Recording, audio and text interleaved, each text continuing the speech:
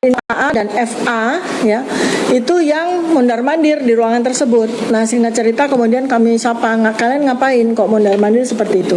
Langsung kemudian mereka sampaikan kepada saya, ayolah dok, Dr. Tiffany yang belum ke Solo untuk RJ, ayolah dok, gitu ya, kurang lebih seperti itu. Ayolah dok, mau RJ dong, gitu.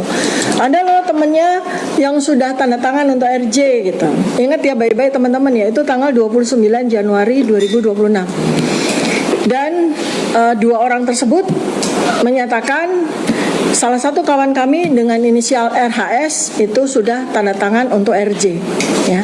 Nah di situ karena waktu itu memang belum ada gelagat ataupun tanda dan gejala ke arah RJ atau masuk angin begitu ya, saya abaikan saja gitu ya. Saya menganggap bahwa peristiwa itu tidak ada. Tapi ternyata tanggal 2 Maret 2026 ya, seseorang yang disebut oleh dua orang ya, AA dan FA itu ternyata betul-betul melakukan RJ ya, tanpa kami berdua ya, baik saya maupun Mas Roy Suryo sama sekali tidak diberikan informasi.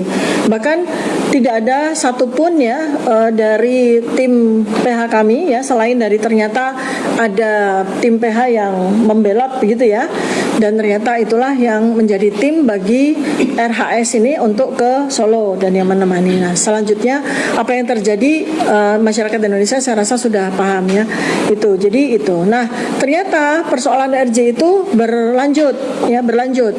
Jadi tawaran RJ itu tidak hanya kepada saya tapi juga kepada para tersangka yang lain, sisa yang 4 yang lain. Dan khusus untuk saya terjadi lagi ada approach ya, pendekatan yang sangat masif terkait dengan restoratif justice, terkait dengan RJ ya. Jadi oleh koordinator dari PH saya yaitu Pak Abdullah Al-Katiri. Mungkin Pak Al-Katiri bisa memberikan penjelasan ya bagaimana termul ini mendekati kita untuk RJ ya.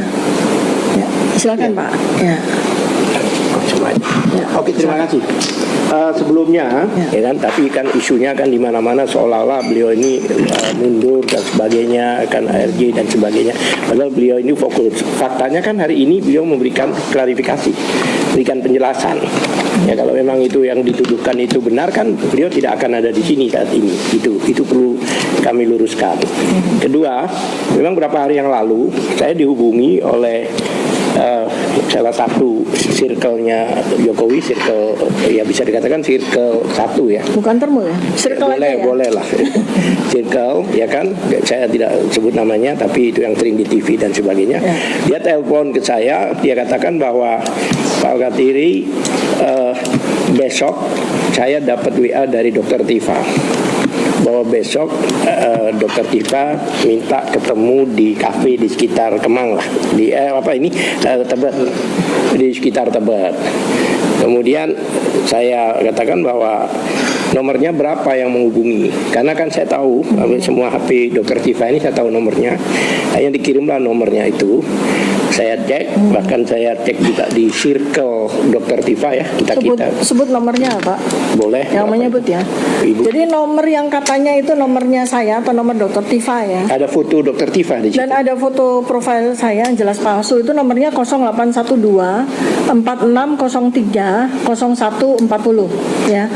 0812 4603 0140. Nah, ini sama sekali bukan nomor saya ya. Dan nomor inilah atau orang inilah yang menghubungi circle-nya. Ya, itu tadi ya. Di situ ada komentar bahwa Dr. Tifa mengatakan besok siang di suatu kafe dekat Tebet. Saya posisi di luar kota ya, di Tebet. Kemudian akan bersama Pak Al-Katiri, dia bilang. Jadi Dr. Tifa ini minta ditemani saya. Bahkan orang tersebut disuruh menghubungi saya. Katanya, hanya telepon saya itu besok gimana Pak? Jadi nggak begini-gini dan sebagainya. Coba dikirim WA-nya, saya baca WA-nya. Dr. Tifa mohon difasilitasi saya untuk silaturahmi ke Solo gini. Menarik, ya kan? Dan didampingi oleh Pak Al-Katiri. Saya agak tertariknya apa? Dr. Tifa ini kan 1 tahun lah komunikasi dengan saya. Beliau ini tahu persis nama saya gitu loh. Al-Katiri saya itu pakai K, dia pakai Q. Bahkan ada beberapa nama saya disebut di situ. Ya kalau seandainya satu, oke lah salah type kan.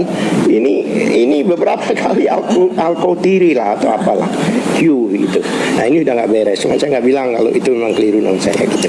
Nah, kemudian saya sampaikan ke beliau, ya beliau katakan ya udahlah besok aja kita sampaikan pada wartawan.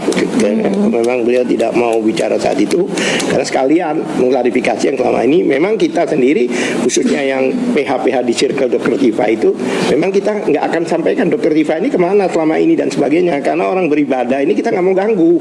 Ada yang etikaf, ada yang ngaji, ada yang begini, ada begitu, ada yang di masjid ya kan. Bahkan rekan kami Fadil itu nggak bisa dihubungi karena dia memang itikaf di masjid waktu itu. Saya telepon nggak diangkat-angkat. Itu terjadi. Nah, setelah itu satu ya circle. 2 hari setelah itu ada telepon lagi dari circle yang lain, circle satunya yang lain gitu loh. Tidak mengatakan. Yang tadi inisial AA, yang sekarang bukan iya, AA. FA ya. Oh sekarang FA.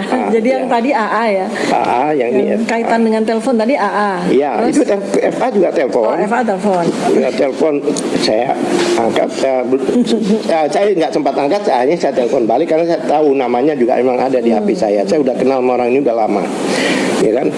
Saya telepon apa? Gimana nih Dokter Tifa nih? Jadi nggak gini. Kenapa kamu hubungi saya? Saya bilang saya seorang lawyer, tugas saya adalah membela klien. Saya nggak ada hubungan dengan ini, dengan itu nggak ada hubungan. I'm professional. Saya memang tugas saya di hire dalam arti ditunjuk sebagai lawyer untuk membela. Saya nggak urusan justice apa dan sebagainya. Dan selama ini Dokter Tifa berkomunikasi dengan kami nggak pernah sedikit pun ngomong. Apalagi kemarin diisukan Irwasum dan sebagainya. Kenapa tulis Irwasum? Sebenarnya yang kalau saya tarik ke belakang, Irwasum itu yang merintahkan kita komunikasi dengan Irwasum itu surat dari Propam. Kita disuruh komunikasi itu. Oke, itu sementara. Jadi intinya begitu, ya kan? Jadi prinsipnya saya tanyakan pada beliau. Nah, itu menurut pendapat saya itu mengklarifikasi, mengapa istilahnya, konfirmasi bahwa sebelumnya belum ada isu-isu bahwa Dokter Tifa mau merapatnya. Baru pertama kok mau ketemu 2 hari yang lalu. Berarti sebelumnya isu-isu yang katakan Dokter Tifa mau ketemu begini itu semuanya ya, jadi terhapus, tidak benar. Mungkin gini Pak, yang peristiwa saya di approach oleh 2 orang itu ya, 2 circle itu di tanggal 29 Januari 2026 itu oleh mereka tidak dikabarkan.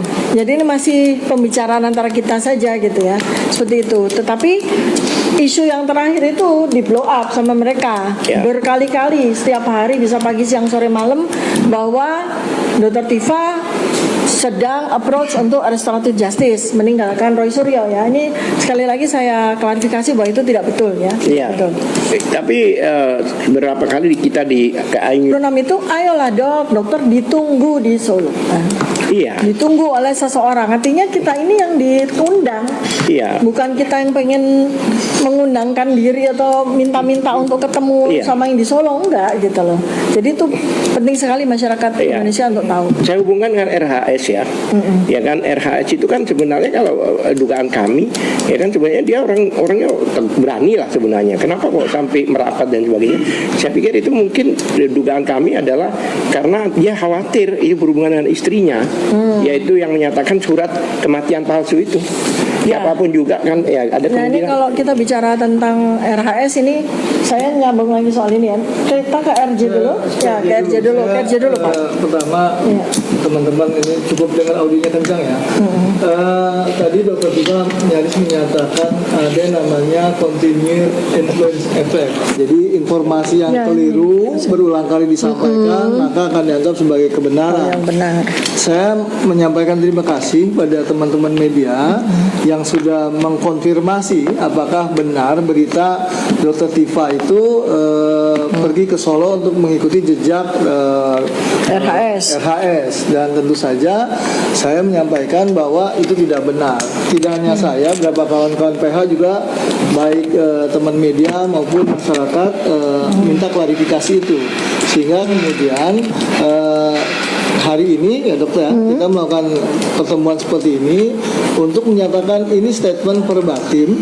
Teman-teman pasti tahu statement kutipan langsung yang dibuat oleh Dr. Tifa maupun tadi ada Mas Roy Suryo. Tetapi kami juga perlu mengingatkan pada kawan-kawan bahwa sekarang mulai beredar potongan-potongan atau fragment video statementnya verbatim, baik dari Dr. Tifa, Roy Suryo, tetapi itu dipotong-potong yang kemudian tidak sesuai dengan konteks. Artinya hari ini kita bicara tentang restoratif justice, entah dipotong, kita ingin melakukan restoratif beberapa ingin melakukan restoratif justice dan seterusnya, yang sebenarnya statement yang terpisah kemudian verbatim betul statement langsung, tetapi kemudian dikirim dalam suatu framing untuk kemudian kepentingan teman-teman yang menginginkan restoratif justice dari kelompok tadi sebutkan A maupun FA seperti itu. Jadi terima kasih pada teman-teman media semuanya yang kemudian mengkonfirmasi itu, karena ketika itu tidak konteks walaupun verbatim tetapi tidak kontekstual, itu bukan pernyataan yang dibuat langsung oleh baik Tifa maupun Roy Suryo. Gitu ya. Baik. Nah, menyambung dari apa yang disampaikan Pak Al-Katiri terkait dengan mantan teman saya yang bernama inisial RHS ini ya, saya juga perlu sampaikan dan perlu betul-betul disclaimer maupun klarifikasi ya terkait dengan soal keilmuan ya. Jadi saya, Mas Roy ini termasuk orang yang ya secara terus terang saya katakan tertipu begitu ya, tertipu begitu. Gelar lengkap ya itu di KTP, yang dimana KTP itu kami juga punya fotokopinya karena kami membuat surat kuasa ya, surat kuasa hukum kepada para PH itu pada waktu awal kasus laporan polisi ini bergulir. Kami bertiga itu punya tim pembela namanya PPK, tim pembela penegak keadilan. Itu prinsipalnya atau kliennya itu kami bertiga, RRT ya. Nah, sehingga kami juga menyertakan KTP kami kepada para kuasa hukum. Dan di situ jelas tertera nama tersebut ya, itu beserta dengan gelar depan dan belakang. Anda tahu ya, gelar doktor maupun gelar master yang diakui itu didapatkan di salah satu universitas di Jepang gitu ya. Jadi kami ini tertipu oleh seorang penipu, tetapi penipu ini berilmu. Ini yang tidak boleh juga dihilangkan teman-teman ya. Jadi yang bersangkutan bersama dengan kami itu melakukan penelitian sampai kemudian akhirnya menghasilkan buku Jokowi's White Paper ini, secara keilmuan ini valid ya. Ini valid secara keilmuan. Siapa yang menyatakan valid? Bukan kami, tapi peer reviewer, para review ya, yang mana orang-orang tersebut adalah orang-orang yang betul-betul pakar di bidangnya. Dari dua orang yang kami bisa sebutkan, yaitu satu Profesor Tono Saksono dan yang kedua adalah Dr. Ridho Rahmadi, yang bahkan ya karena mereka menilai apa yang dilakukan oleh kami bertiga ini betul-betul valid, maka mereka pun bersedia untuk menjadi saksi ahli bagi kami bertiga. Selain hadir di gelar perkara khusus ya, juga hadir mewakili kami di dalam pemeriksaan sebagai saksi ahli yang meringankan ya. Jadi mana mungkin sebuah karya oleh 3 orang yang berilmu begitu ya, itu kemudian di counter oleh salah satu dari 3 orang ini ya, kecuali apabila memang ada sebuah tekanan yang besar sekali kepada yang bersangkutan, yang tadi dugaannya itu disampaikan oleh Pak Al-Katiri atau apapun ya. Tapi yang jelas adalah bahwa manuskrip atau hasil penelitian yang tertuang dalam buku Jokowi's White Paper ini selain valid secara keilmuan ya, juga sudah menjadi bukti hukum ya, di bawah sumpah 2 kali pula. Karena bersangkutan RHS ini melakukan sumpah 2 kali. Pertama adalah ketika menjadi saksi, kami bersama-sama sebagai terlapor di situ. Ya, yang bersangkutan itu menggunakan 11 bab yang dia tulis di buku ini sebagai BAP, dan BAP-nya itu di bawah sumpah.